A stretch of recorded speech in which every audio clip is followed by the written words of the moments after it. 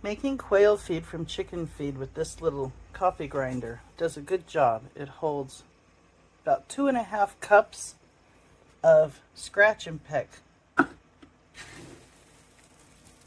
chicken feed. And now we're going to turn that into quail feed. It's not too noisy, although it seemed noisy on here.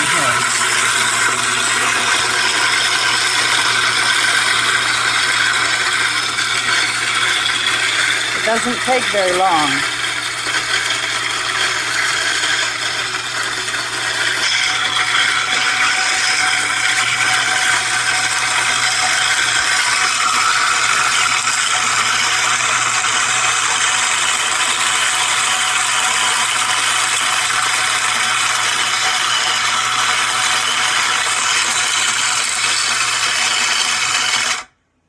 Takes under 2 minutes to do that, and this is the perfect amount for my 18 quail.